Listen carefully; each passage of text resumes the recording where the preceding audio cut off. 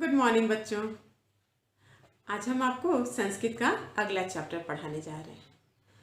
उम्मीद करते हैं कि आपके पास बुक्स तो अब तक आ ही गई होंगी और जितने चैप्टर्स हमने पढ़ा दिए हैं वो सब आप अपनी फेयर कॉपी में कंप्लीट भी कर चुके होंगे। कंप्लीट हो गया है ना बेटा? आज हम आपको आपकी संस्कृत के बुक का अगला चैप्टर पढ़ाने जा रहे हैं, अभिलाषा। इस चैप्टर का भी श्लोक आप अच्छे से तैयार कर लीजिएगा, लर्न भी कर लीजिएगा, क्योंकि जब भी एग्ज़ाम होता है तो आपसे श्लोक तो मस्ट है पूछा जाता है। तो इसके पहले वंदना का भी श्लोक आप लोगों ने लर्न किया ही होगा। अभिलाषा चैप्टर का भी श्लोक आप अपनी कॉपी में भी लिखेंगे और इसको लर्न भी करेंगे। ठीक है ना बेटा? अच्छे से इसको तैयार कर लीजिएगा। तो चलिए हम अगला चैप्टर पढ़ते हैं, अभिलाषा। आप अपनी बुक में इसको देखते रहिए और हम जो पढ़ा रहे हैं उसमें एक एक वर्ड ध्यान से पढ़ते चलिए। ठीक है? तो चलिए हम चैप्टर निकालते हैं, अभिलाषा। ले बेटा, स्टार्ट करते हैं अभिलाषा का पहला श्लोक। दयामय देव दीनेषु दया दृष्टि सदा देया, प्रतिज्ञा दीन रक्षाय दयालो जातु नौ हेया, मनुष्या मानवा भूत्वा इदानीं दानवा जाता, तदेषां मूढ़ता देशात् द्रुतं दूरे त्वया नेया, तदुपदेशामृतं त्यक्त्या विपन्नो हन्त लोकायं तदुद्धाराय चैतेषां प्रभो गीता पुनर्गेया। किमधिकं ब्रूमेः भगवन् विनीत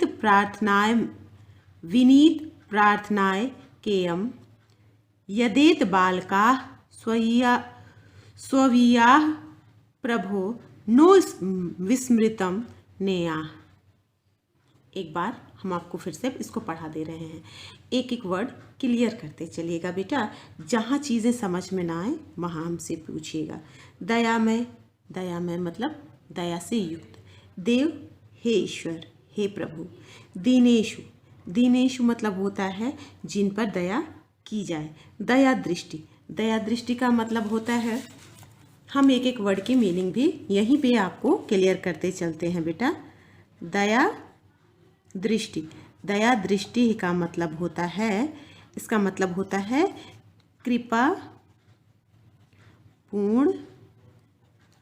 कृपापूर्ण भाव। ठीक है? सदा, सदा का मतलब होता है हमेशा। हमेशा कैसे भाव होना चाहिए? कृपापूर्ण भाव होना चाहिए। देया का मतलब होता है देना चाहिए। देया का अर्थ है देना चाहिए। ठीक है? प्रतिज्ञा, प्रतिज्ञा दीन रक्षा है। दीन मतलब होता है गरीब दुखी लोगों की। दीन रक्षा है, गरीबों की रक्षा का। दयालो, हे दयामय ईश्वर। जातु, जातु मतलब कभी भी, कदाचित। जातु का क्या मतलब होता है? जातु का मतलब होता है कदाचित। कदाचित, कदाचित का मतलब कभी भी। ठीक है? कभी भी। ठीक है? अब इसका अर्थ समझने की कोशिश करिए। दयामय देव दीनेषु दया दृष्टि सदा देया, प्रतिज्ञा दीन रक्षाया दयालो जातु नो हेया। कह रहे हैं, हे दयामय देव, दीनों पर, गरीबों पर, दुखियों पर, दीनेषु मतलब दीन दुखियों पर, सदा हमेशा दया दृष्टि, दया दृष्टि का मतलब होता है कृपा, अपनी दया बनाए रखिए। क्या करिए? हे दयामय देव, दीनों पर, दुखियों पर हमेशा अपनी दया दृष्टि, अपनी कृपा बनाए रखें। प्रतिज्ञा दीन रक्षाय दयालो जातु नो हेया। कह रहे हैं दीन रक्षाय, दीन मतलब गरीब, प्रतिज्ञा दयालो, दयालो मतलब निर्बल असहाय, जो निर्बल हैं असहाय हैं उनकी रक्षा का, अर्थात उनकी सुरक्षा का, उनकी रक्षा का वचन। प्रतिज्ञा, प्रतिज्ञा का मतलब होता है वचन, कभी न तोड़े। जातु नो हेया, कभी, जातु मतलब कभी भी ना तोड़े, हमेशा गरीबों की दुखियों की रक्षा करें। मनुष्य मानवा भूत्वा इदानीं दानव जाता तदेशा मूर्ता देशात् द्रुतुम दूरे त्वया नेया। कह रहे हैं मनुष्य का मतलब मनुष्य, मानवता, मानवा मतलब मनुष्य का मनुष्य मतलब भी मनुष्य होगा, और मानव मतलब प्रत्येक व्यक्ति। भूत्वा इदानीम, इदानीम का मतलब होता है इदानीम, इदानीम, इदानीम का मतलब होता है इस समय, इस समय, इदानीम, इस समय। मूढ़ता का मतलब होता है, मूढ़ता भी वर्ड आया है ना बेटा, मूढ़ता का अर्थ है अज्ञानता, अज्ञानता, ठीक है। मनुष्य मानवा भूत्वा इदानीम दानवा जाता, दानवा का मतलब होता है बुरा रूप, अर्थात मानव और दानव एक दूसरे के अपोजिट वर्ड भी हैं। दानव मतलब राक्षस भी हम कह सकते हैं। दानव प्रवृत्ति अर्थात बुरी प्रवृत्ति। मनुष्य मानवा भूत्वा इदानीम दानवा जाता तदेशा मूढ़ता देशात् द्रुतम दूरे त्वया नेया। देशात् मतलब दूर से, द्रुतम मतलब तेजी से, दूर मतलब दूर करिए, ठीक है। अब इसका मतलब समझिए। आजकल मनुष्य मानवा भूत्वा इदानीम, इस समय या आजकल मनुष्य मानव मनुष्य न होकर दानव बन चुका है, ठीक है। इस समय मनुष्य न रहकर क्या बन गया है, दानव बन चुका है। तदेशा मूर्ता देशा द्रुतम दूरे त्वया नेया। इसलिए क्या करना चाहिए, इसलिए देश को अज्ञानता से बचाना चाहिए, या उसे देश की अज्ञानता को दूर करना चाहिए। देश में जो अज्ञानता है उसे क्या करना चाहिए, उसे दूर करना चाहिए। तदुपदेशामृतम, तदुपदेशामृतम का मतलब होता है आपके उपदेश रूपी अमृत। बेटा एक एक वर्ड अलग अलग करेंगे तो इसका उपदेश अमृतम आ रहा है ना, अर्थात आपके उपदेश रूपी अमृत। उपदेश किस में दिया गया है, श्री कृष्ण ने गीता में जो उपदेश दिया है, ठीक है बेटा। कह रहे तदुपदेशामृतम त्यक्त्या विपन्नो हन्तः लोकायाम तदुद्धाराय चैतेषां प्रभो गीता पुनर्गेया। कह रहे हैं कि दुख है, किस चीज़ का, खेद है हमें, दुख है हमें। यहाँ पे एक वर्ड आया है बेटा हंता। हंता का मतलब होता है कि खेद है, अर्थात मुझे दुख है, खेद है, दुख है। तदुपदेशामृतम त्यक्त्या विपन्नो हंता लोकोयम तदुद्धाराय चेतेषां प्रभो गीता पुनर्गेया। खेद है कि आपका उपदेश रूपी अमृत, त्यक्त्या मतलब होता है त्याग कर, छोड़कर। त्यक्त्या मतलब क्या होता है, त्यक्त्या का मतलब होता है त्यक्त्वा का मतलब होता है छोड़कर, त्याग कर, या फिर इसको कह सकते हैं त्याग कर, छोड़कर या त्याग कर। कह रहे हैं तदुपदेशामृतम त्यक्त्या विपन्नो हंत लोकायाम। कह रहे हैं आपके दुख है, हमें खेद है कि आपके उपदेश रूपी अमृत को त्याग कर विपन्नो लोग इस संसार में क्या कर रहे हैं, लोकोयाम इस संसार में दुखी बने हैं। विपन्न मतलब होता है दुखी, विपन्नो मतलब दुखी बने हुए हैं। विपन्नो का मतलब ध्यान रखिएगा बेटा, विपन्नो का मतलब होता है विपन्ना, विपन्ना का मतलब होता है दुखी। इस समय क्या किए हैं लोग, खेद है कि आपके उपदेश रूपी अमृत को त्याग कर लोग इस संसार में, लोकायाम लोग इस संसार में दुखी बने हुए हैं। तदुद्धाराय मतलब उनके उद्धार के लिए, किसके, उनके उद्धार के लिए चैतेषां प्रभु गीता पुनर्गेया।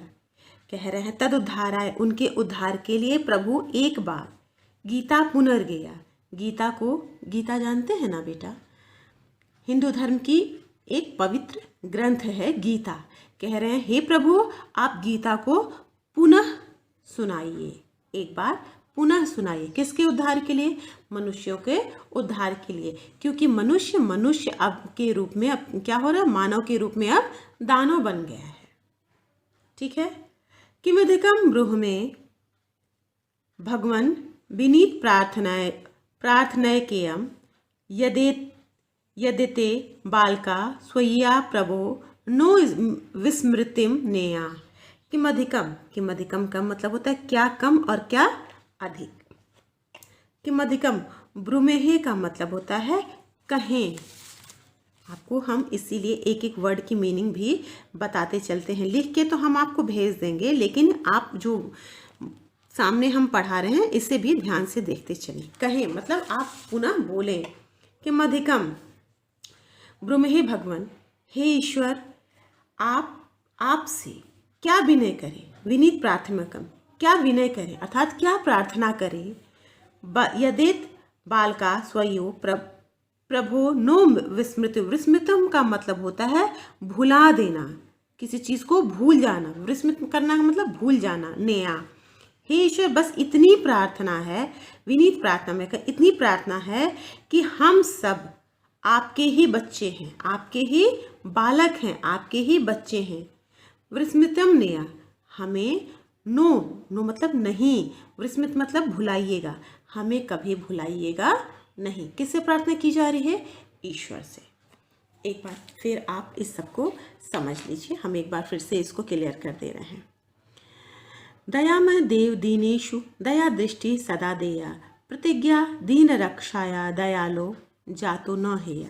कह रहे हैं हे दयामय देव, दीन दुखियों क्या करना है? दीन दुखियों पर सदा दया दृष्टि बनाए रखें, अर्थात कृपा दृष्टि बनाए रखें। निर्बलों असहायों को उनकी रक्षा के लिए आप कभी उनके वचन को न तोड़ें। आपने प्रतिज्ञा की थी कि आप दीनों को, असहायों की रक्षा करेंगे, इस वचन को आप कभी ना तोड़िए। मनुष्या मानवा भूत्वा इदानीम दानवा जाता, तदेशा मूर्ता देशात द्रुतम दूरे त्वया नेया। कह रहे हैं मानव क्या कर रहा है? आजकल दानव बन चुका है। मानव आजकल क्या बन चुका है? दानव बन चुका है। इसलिए देश को अज्ञानता से बचाना चाहिए। देश को क्या करना चाहिए? हमें अज्ञानता से बचाना चाहिए। तदुपदेशामृतम त्यक्त्या विपन्नो हंतः लोकोयम तदुधाराय चैतेषाम प्रभो गीता पुनर्गया।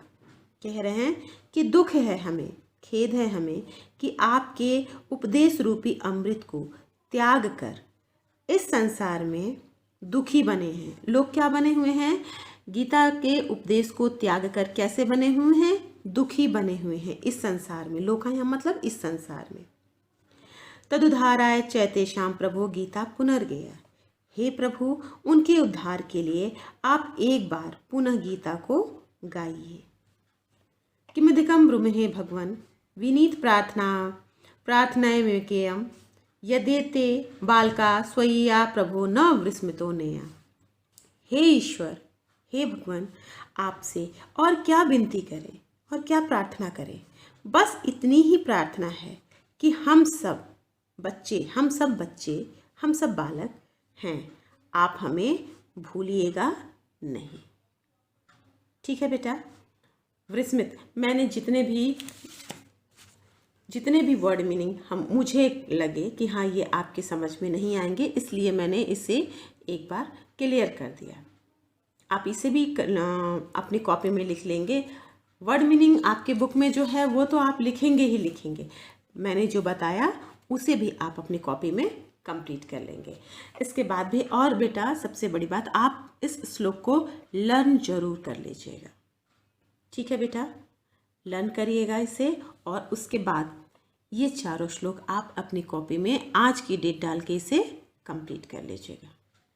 ठीक है ना बेटा? आज के लिए इतना ही। थैंक यू बेटा।